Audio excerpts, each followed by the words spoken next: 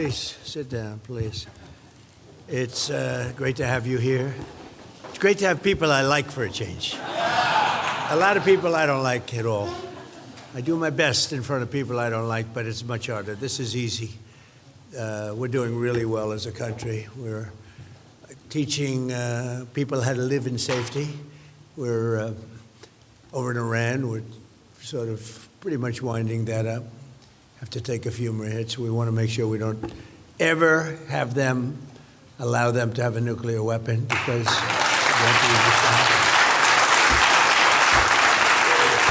they'll use it, and you see how serious they were with the conventional ballistic missiles. They have thousands of them. We've blown most of them up. You notice every week it gets a little less at us and at our allies. We've had some very good allies over there. We've had some very bad allies in NATO. I hope you're all watching that, Scott, because we had some asks. And, you know, we spend trillions of dollars on NATO. And when we need them, which we never do, we didn't need them here either. To be honest, I was really asking because I wanted to see what they do. We didn't need them. We blasted the hell out of them, out of Iran. And the last thing I needed was NATO stepping in our way, because they're a paper tiger. But, so we didn't need them, but I asked anyway. And they probably think I'm the worst salesman ever. I was the worst. They would have much preferred Franklin Graham or somebody that's a good salesman than Trump, because I'd say, we'd love to have some help. Oh, President, I'm not sure that we can. Oh, that's okay. You don't want to do it?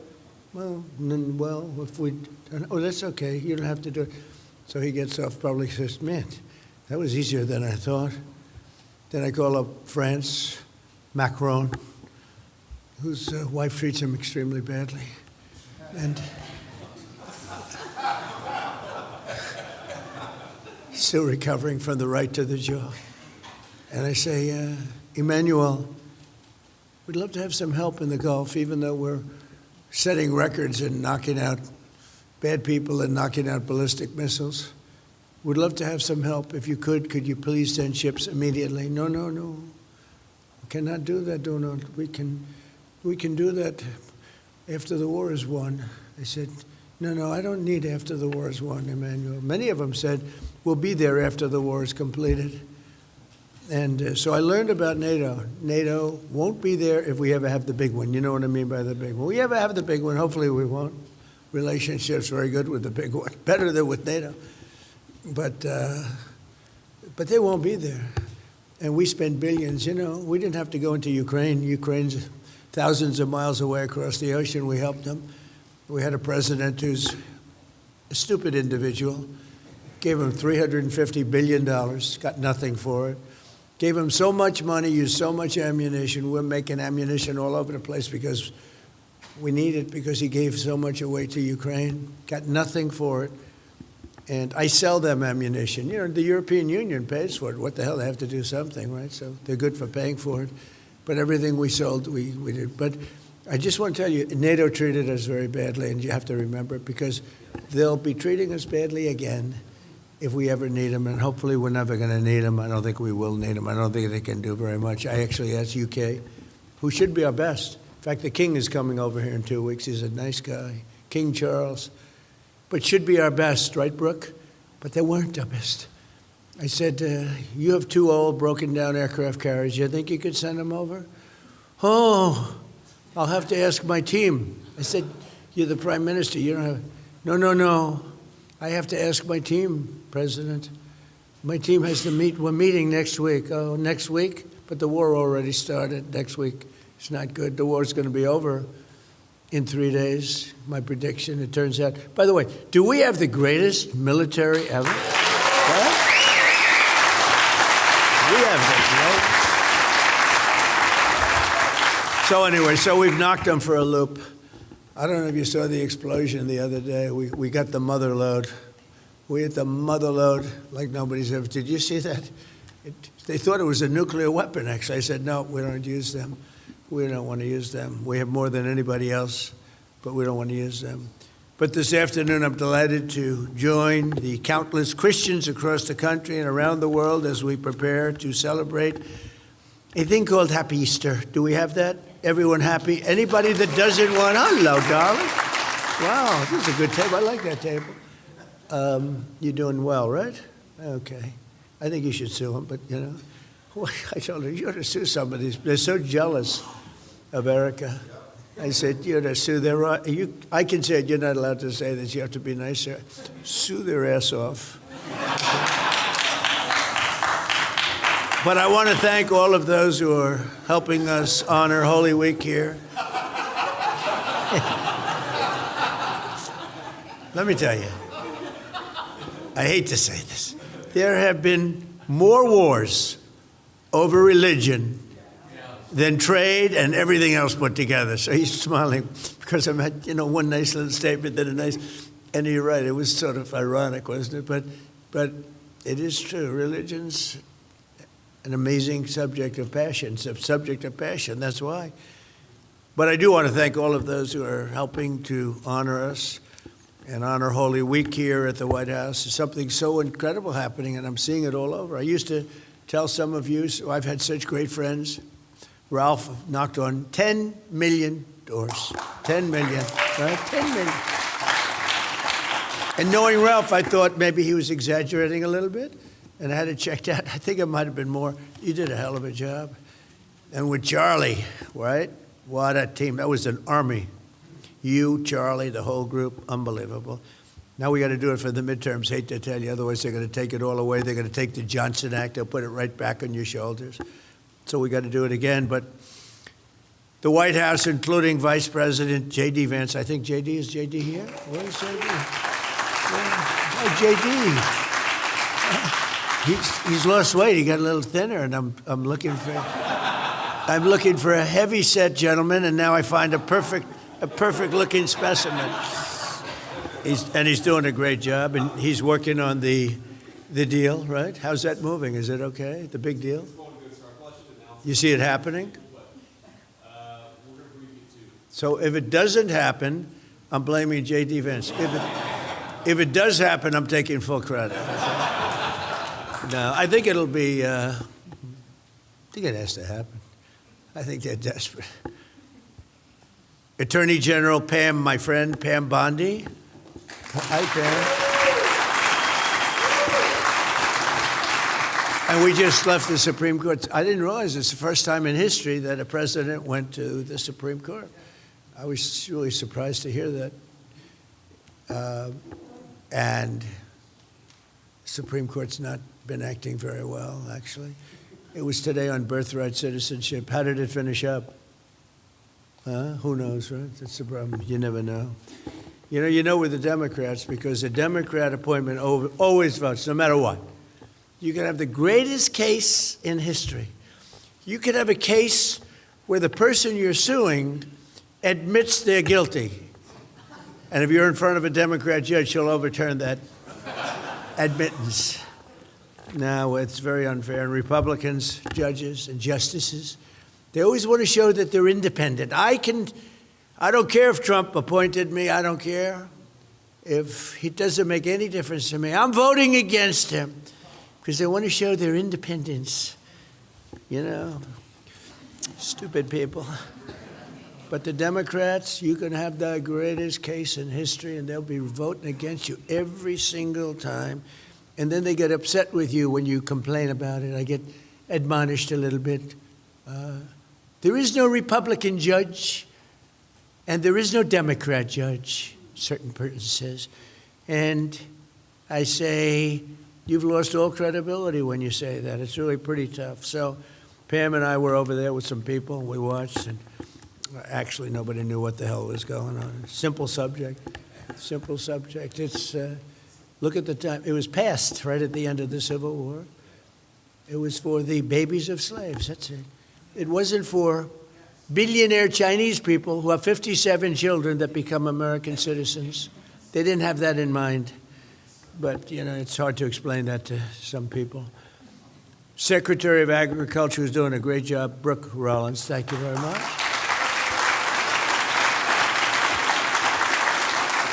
Secretary of Homeland Security, Mark Wayne Mullen, just came onto the thing.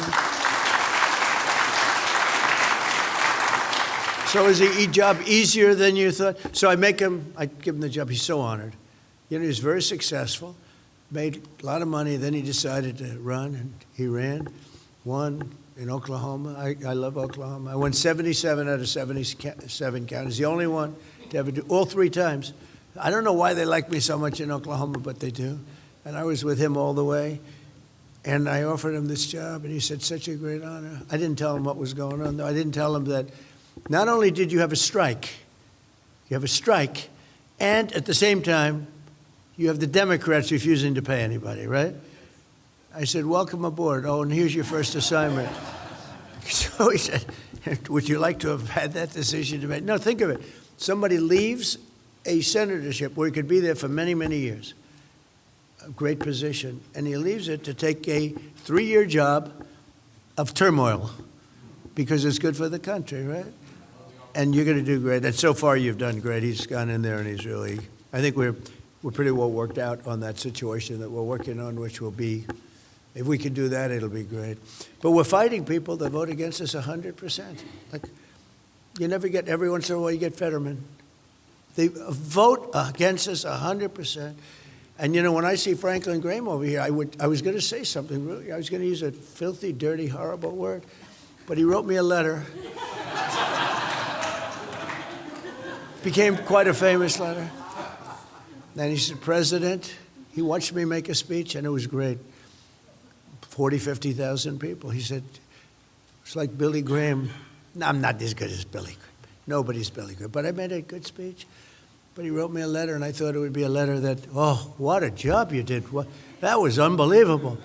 Because, President, please, I love your speaking, I love your stories, but you'll use foul language. And if you didn't use bad words, very bad words, your speeches would be even better. And I sort of said, ooh, that's not what I expected, Jenny. But I never forgot it. And I purposely watch my language, especially when he's in the room. When he's in the room, I watch my language.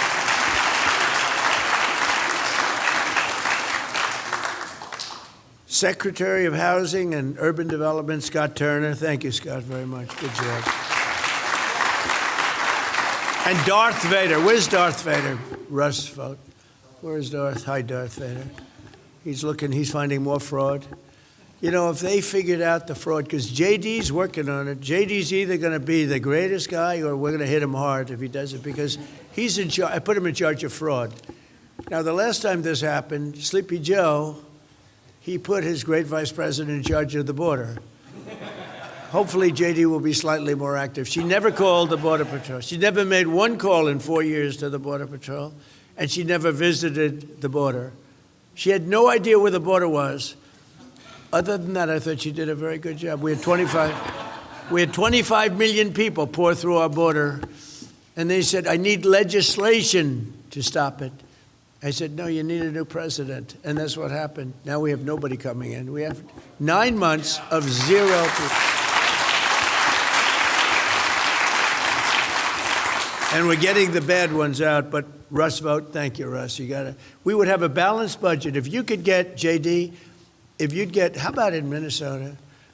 They come from Somalia, but they come from all over. They're all crooked in Minnesota. The governor's crooked. The attorney general's a crook. He's a thief. Terrible guy.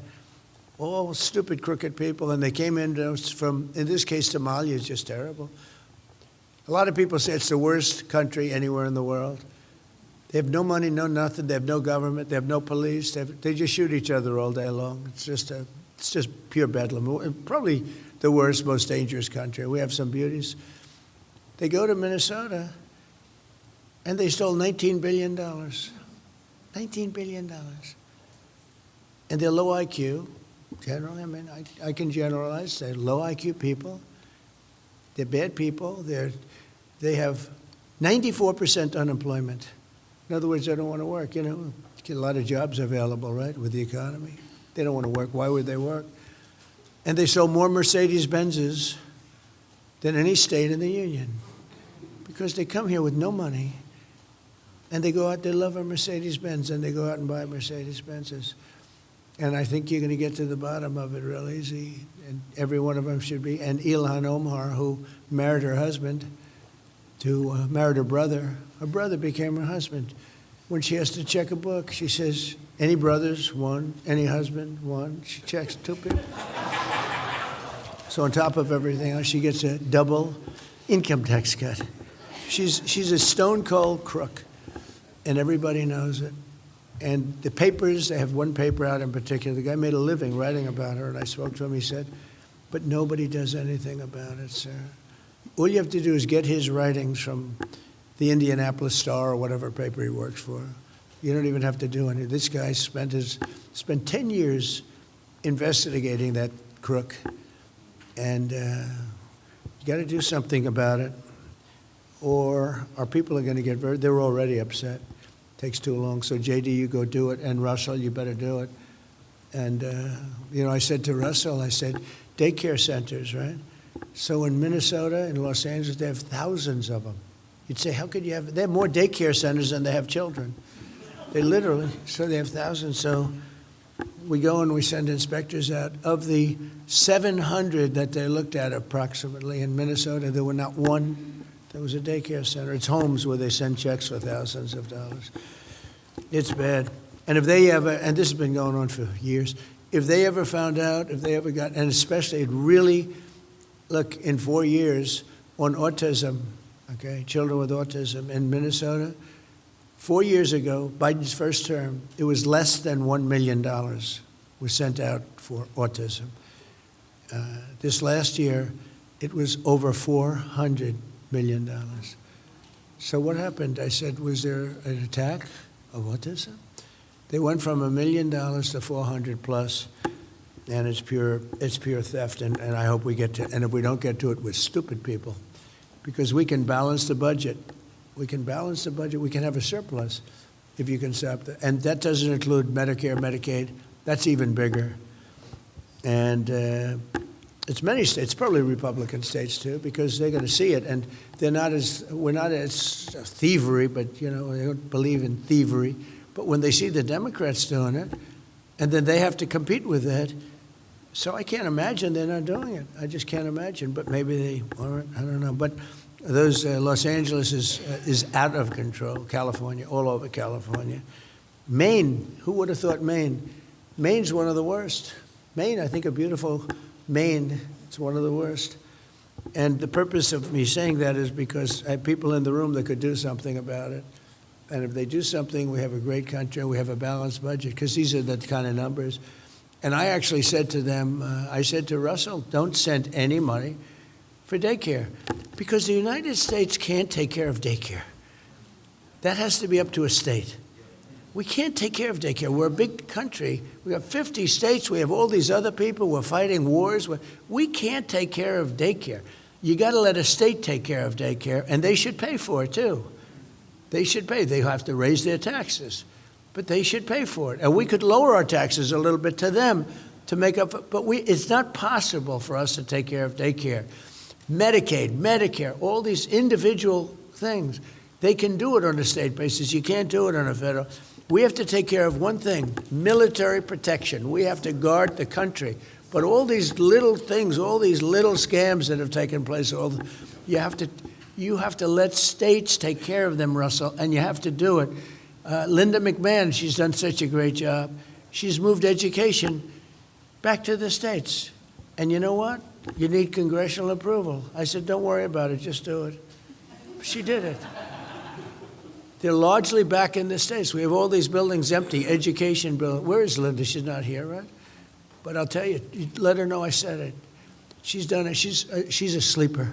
She was such a great person when she was at Small Business Kelly. She did a great job. Before Kelly was doing a fantastic job.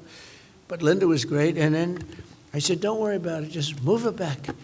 And she's moving it back to the states where it belongs. Education belongs in the state, where the parents can help and they love their children, as opposed to some bureaucrat sitting in Washington that doesn't know where Iowa is. When you go back, let Iowa run, and let all of these states, Indiana, let them run their education, 100%. The only thing we have to do is make sure they're teaching English, okay? Make sure they're teaching a little English. You have a little bit, I mean, literally you could do one office with one person, one desk, and a secretary. I don't mean a secretary of transportation. I mean a secretary, like, you know, an old-fashioned secretary that takes dictation. But that's all you need.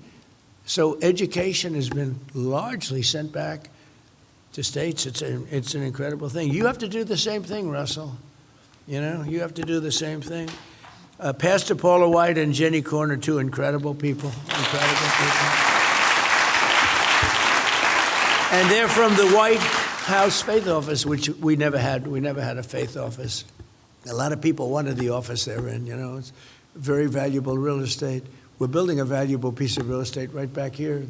We had a judge, not a judge, a judge. We had a Trump-hating judge give us things saying, I have to get approval from Congress. You believe it? I'm giving $400 million to build I'm giving with donors $400 million to build a ballroom. And there's the knockout panel right here. If you look back there, if you want to look back there, you'll see the deepest hole you've ever seen. But we are under construction. We're under budget. We're ahead of schedule. And we're building a ballroom anywhere, depending on final details of the marbles we pick and everything else, anywhere from $300 to $400 million, depending on finishes. You know, we can get real expensive, beautiful finishes, or we can use Home Depot tile. It makes about $100 million. It's going to be amazing. But we had a judge that ruled that we had to go back to Congress. In the history of this building, nobody's ever gone back when they build something here that you don't go back to Congress.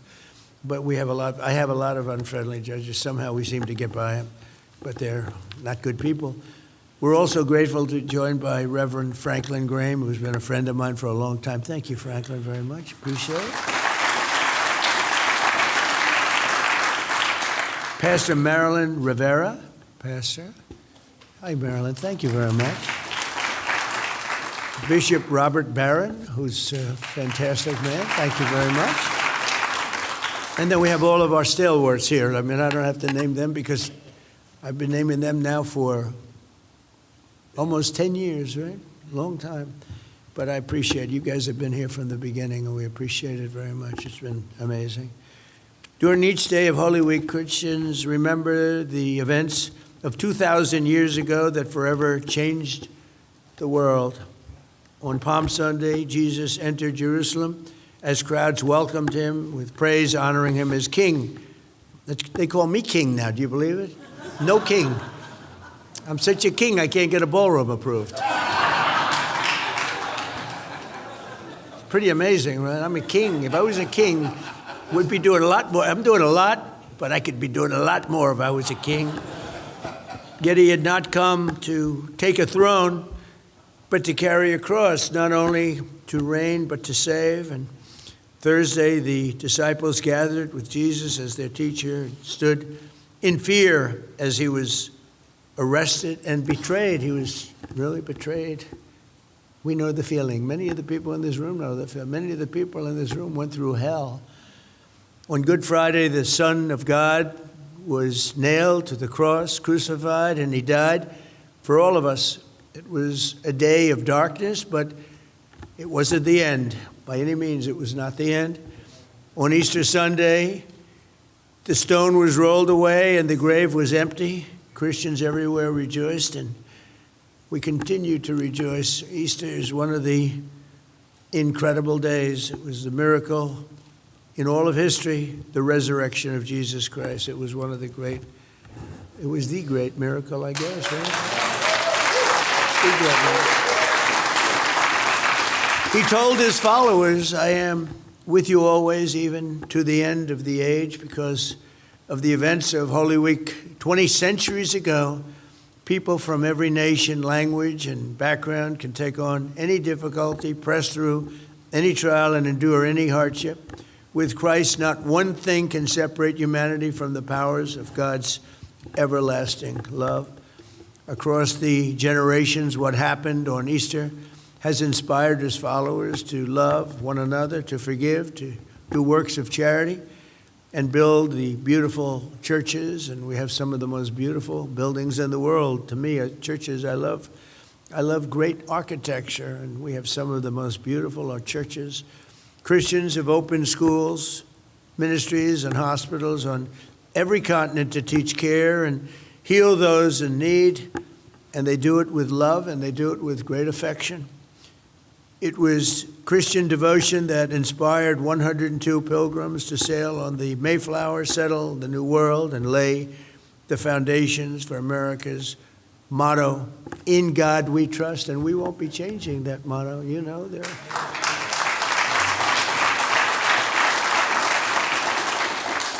are groups of people that motto is unacceptable. We don't deal with them. We cast them aside. There's no talking to these people. They're crazy. It'll never change, ever. If anybody ever let that change, I think they wouldn't be long for the world. I've often said that to be a great nation, you have to have religion. I believe that so strongly. You have to have religion, and you have to have God. That's why this Easter we are bringing back religion to America. When I started, if you think about it, so we went through 4 years of purgatory. I learned a lot, So you had 4 years, and you had 4 years, now you have one, so it's a long time. It's 9 years, 10 years. But I learned a lot, and I've seen it. And if you say, what's been the most growing, we see NVIDIA, we see all of these companies that are doing records because of what we've done, but I think maybe the biggest up is religion, Christianity. It's been amazing.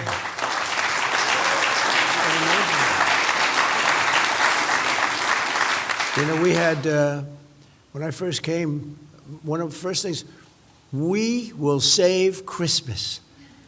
Because I wasn't told, I saw it all over, but department stores weren't used, they'd have the red wall, but it would never say Merry Christmas. They wouldn't say anything, or it would say Happy New Year, but they never talked about Christmas. And I said, we're going to bring back the word Christmas, so we did.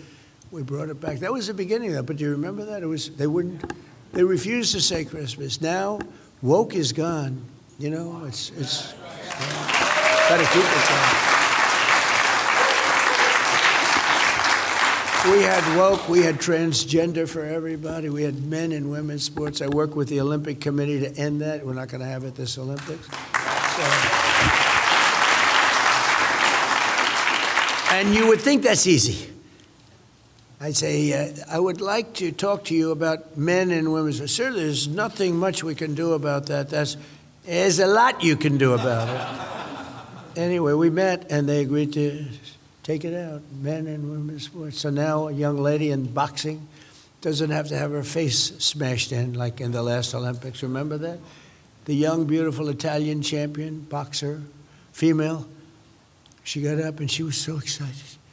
And she met a young woman who transitioned from manhood. I'm getting better and better at my description of this because it's a little tough. It doesn't come easily.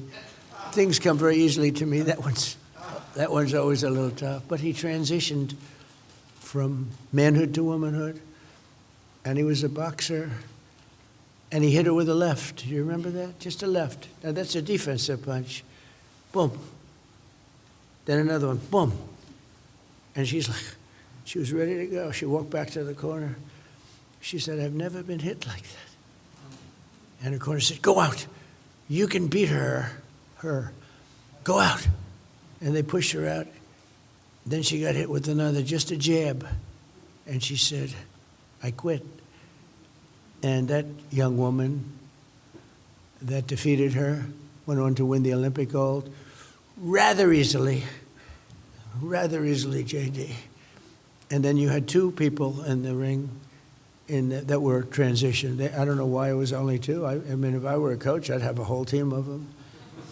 In fact, I actually said that under that system, I would be one of the greatest coaches in any sport anywhere in the world, in particular basketball. I'd love to have, I'd say to, remember Wilter Still Chamberlain, 7'3", could lift 500 pounds. No, I would I would have the greatest team. Hello, Robert. I would have the greatest team in history. I would be undefeated for years.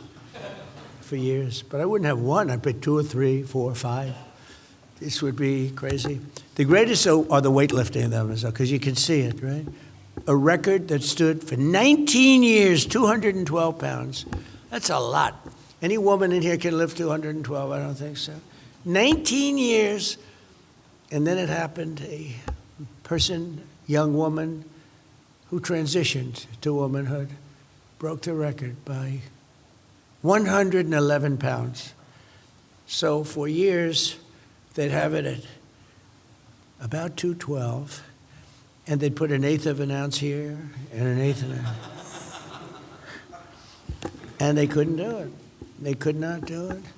And this guy came in who was a failed man weightlifter in his previous life. He was one of the worst of the men. He was a weightlifter, but he was not a good one. And he became a woman. Lovely event took place, and he was in a competition, and he broke the record. And I'll never forget it, because I'm watching this. He's looking like, that's not a lot. Okay. The winner is, and the record still stands. I have a feeling maybe with evolution, in 1,000,000 years, a woman will, you need a lot of evolution. You're going to go up by 1/8 of an ounce every century. But when you see that, or you see the swimming records where the great women, all-American swimmers are swimming, and they've swum against themselves. You know, it's the pyramid, right?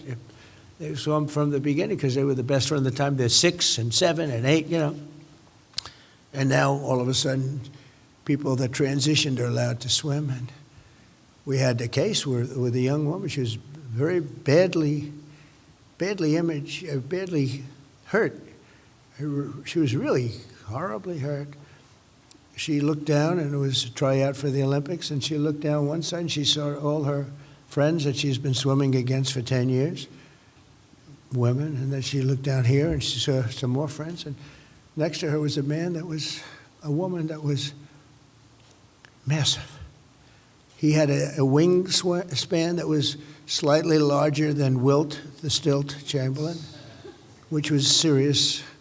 And they got into the pool, and they started swimming, and she was badly injured from windburn, because he went by her so fast that she got tremendous burns from the wind as he went by. And then he came in largely ahead. In fact, I think he rested for about 20 minutes while they were swimming. And I said, isn't this ridiculous?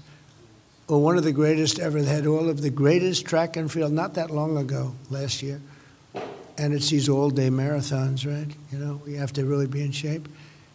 And if you can, take 10 seconds, 5 seconds off, and a man who transitioned came in, and he won by 5 hours and 14 minutes.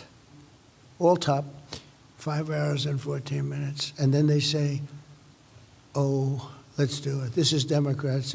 And they're still fighting for it. And I tell people, don't talk about it, don't fight it.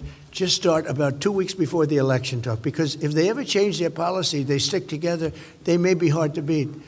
But let them have open borders. Let them have transgender mutilization of our children. They can keep doing that, transgender mutilization of our children. That's what it is. Let them have all of the things like the men playing in women's sport. Let them have, how about open borders? Open borders where they allow the world. So you're Christians, but you're very smart, and you have great common sense. And our country has come a long way in a short while. I knew we were going to bring it back. And remember, we hit 50,000 on the Dow. And they said I wouldn't be able to do that in my first year. And I did it in my first few months. I mean, we did it early. They actually said it would take probably 4 years, but most likely it would be 5 or 6. And I did it at the end of the first year, actually. And then we had 7,000 on the Standard & Poor's, the S&P. So it was 7,000, and we did that in the first year, too. So we did 50,000 Dow, 50,000, and the Dow was impossible, but tougher was 7,000 on the S&P. Numbers, Robert, that they said were not attainable for years. Did them in the first year. I said, all right, we've done so well. Now it's time to go out and take out these lunatics in Iran that are trying to get a nuclear weapon. We sent in the B-2 bombers. We stopped them with that. But then we really put the clamps on it. We've been doing it. You've been watching that. It's been amazing. Our military is so amazing. I rebuilt the military in my first term. I didn't know I'd use it so much because then you also have Venezuela, which they say was one of the most lethal, incredible attacks in the history of military, period, not just our military. It was a strong country, strong military. If you've ever been to Venezuela, they have soldiers all over. Everybody has a soldier's uniform on. They have tough soldiers. But it was all done in 45 minutes. The entire war was won in 45 minutes. We set a record. That's like a fighter gets knocked out in the first 3 seconds. And now we're working with Venezuela, and we've taken in many times the cost of the attack, many, many times. And we're working with them. It's like a joint venture, and we have tremendous amounts of oil.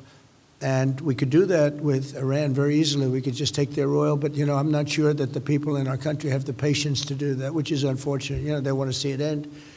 If we stayed there, I'd prefer just to take the oil. We could do it so easily. I would prefer that. But people in the country sort of say, just win. You're winning so big. Just win. Come home. And I'm okay with that, too, because we have a lot of oil between Venezuela and our oil. We're controlling now 59% of the oil in the world. And the problem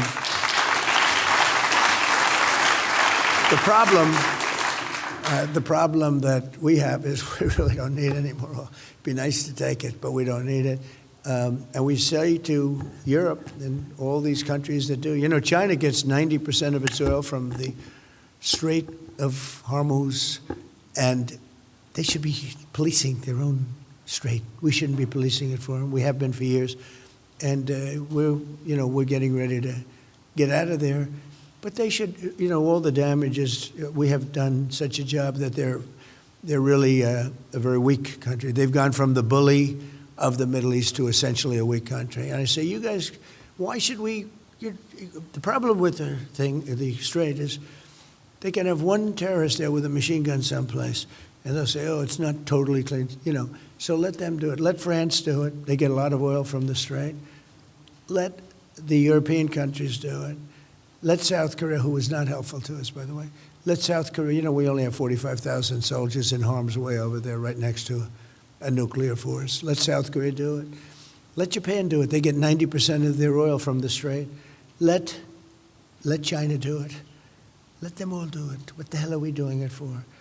All I want to do is make sure they don't ever have a nuclear weapon. And the other thing, this was not part of what I wanted to do, but we've done it, I guess, through sheer force of personality. We have a regime change like nobody thought was possible. They said, what do you mean you have regime change? My friend, great show. I love this guy. He's so nice to me.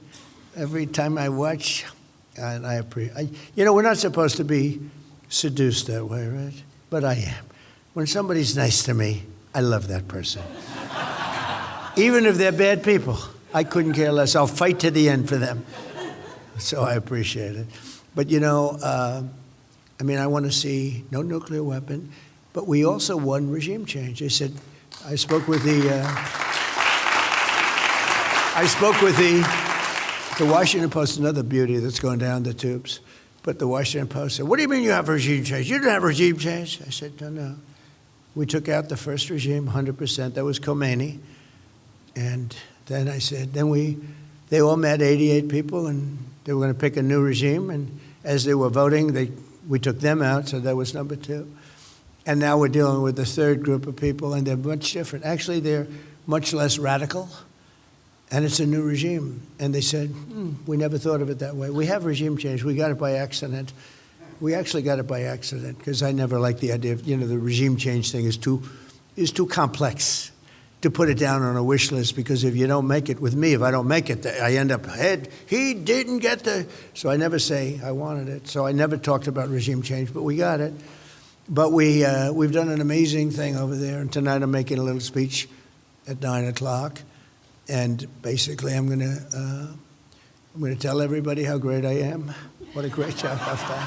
What a phenomenal job. What a phenomenal job I've done.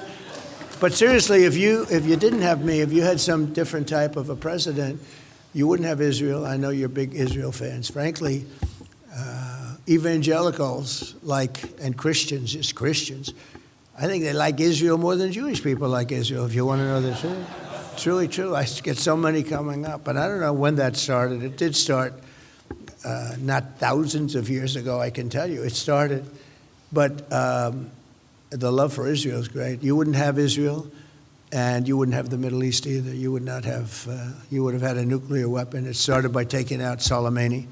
Then I terminated the Iran nuclear deal that was given to us by Barack Hussein Obama. And then the B-2 bombers, so that stopped it. And then the B-2 bombers, when I came back, I had a 4-year sabbatical. And then I came back, and we had this unbelievable attack, but we had the B-2 bombers. They really stopped it. If we didn't hit them with those B-2s, and that was a total obliteration, if we didn't hit them with the B-2s, you would have had a nuclear weapon. And the only question whether or not they would have used it in the first hour or the first day. But they would have used it, and the Middle East would have been gone. So Bible sales are now at the highest number in many decades. Did you know that? It just came out. And church attendance, you know this, among young people nearly doubled compared to 5 years ago, just 5 years ago. And this Easter, many churches are seeing their largest number of conversions in a generation, largest they've seen in many, many years. And much of it has to do with a very good friend of mine, who a person that he loves so much is sitting right here. Charlie Kirk loved that woman right there. And he was so great, you know? He was so great. You know, I have people turn on me a lot. You do too. We all have people that turn. I think a really big turn would be Erica. If Erica said, I'm not with Trump anymore. That would be a big turn, but I don't expect it. Turning point, but I don't expect it. I love that whole group. And the kids are good, right? Are they? Yeah. But she's doing a good job. Gets treated unfairly, but we're all treated. Yeah, we're all treated unfairly. They closed up your churches. You had people that had their services outside during COVID, spread 15 and 20 feet apart, and they were arrested by lunatics, you know, so one of those things. But we are very thankful for Charlie and Erica. We're very thankful for, I think, to me, I'm just looking and see, I know almost most of you, and we're very thankful to the people in this room. And May 17th, I'm inviting every American to the National Mall for a day of prayer, praise, and thanksgiving. And as we approach America's 250th anniversary, it's going to be something really special. We have the Olympics. Think of it. We have the Olympics, and we have the World Cup, and we have 250. I tried to take credit for all three of them, and it worked with the Olympics and the World Cup, but they didn't give me credit for 250. They said, you had nothing to do with 250. So I said, all right. But we're going to gather and rededicate ourselves as one nation under God. It's going to be, I think it's going to be great. And in that final spirit of prayer, I'd now like to ask Pastor Paula White, Reverend Franklin Graham, Pastor Marilyn Rivera, and Bishop Robert Barron to lead us in prayer during this Easter season. Thank you very much. And Robert, I think you can come up too, if you don't mind. Come on up. Come on up.